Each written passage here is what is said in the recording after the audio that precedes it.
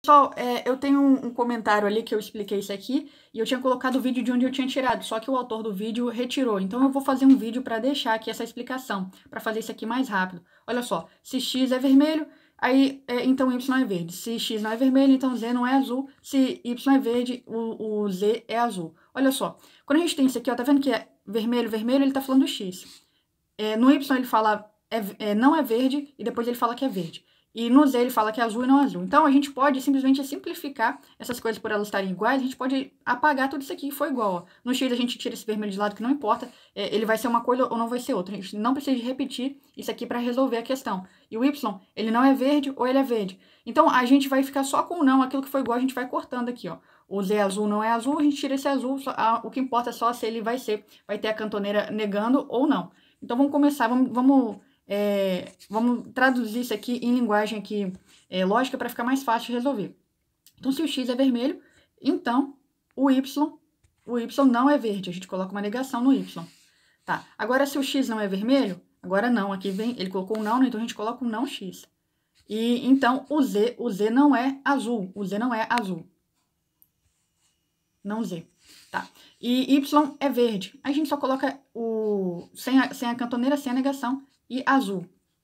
Opa, azul, vou colocar o Z, né? O Z, Y, Z. Beleza. Olha só, pessoal, se a gente tiver as proposições no mesmo lado, aliás, no lado inverso do C, então, a gente consegue cortar. Se, por exemplo, aqui e aqui eu tiver um X, eu consigo cortar. E se eu tiver... Então, se eu tiver com as proposições opostas, se eu tiver nessa linha aqui de proposição, que elas são um conjunto sendo analisado, eu consigo cortar se elas estiverem no lado inverso. Eu vou fazer aqui, daí a gente vai fazer junto aqui para você entender o que eu estou dizendo. Ó, eu preciso de cortar esse X aqui com um X em cima, só que aí eu preciso de jogar ele para o outro lado para fazer isso. Ó. Então, eu vou fazer, olha só. É só fazer a contrapositiva aqui que eu jogo o X para o outro lado. Então, fazendo a contrapositiva, eu vou colocar de verde para ficar de outra cor aqui. A gente joga o X pro lado oposto e o Z vem pro lado da frente, aqui no mesmo conectivo centão, pra gente fazer a contrapositiva. Então, a gente coloca Z, a gente mudou o valor lógico, que ele era negativo, agora ele vai ser positivo. E daí, a gente coloca o X do outro lado, o Z estava negativo, o X estava negativo, ele vem positivo. Vamos repetir essa daqui de cima, X, então, não Y. Tá? E nessa parte de cá, a gente pode manter igual, porque o Z já está do lado oposto também. Então, a gente coloca aqui Y, então Z.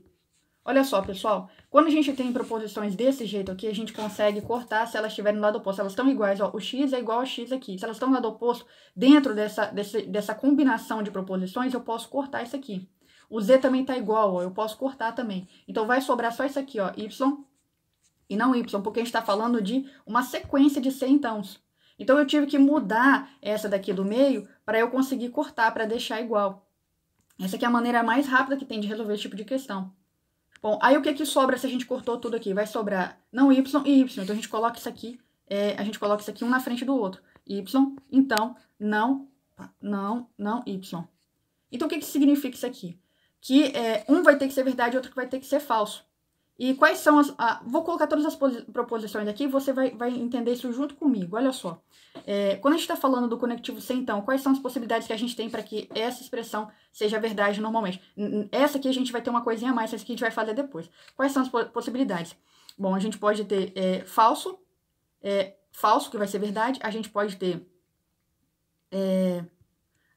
falso, verdadeiro. A gente pode ter verdadeiro, verdadeiro.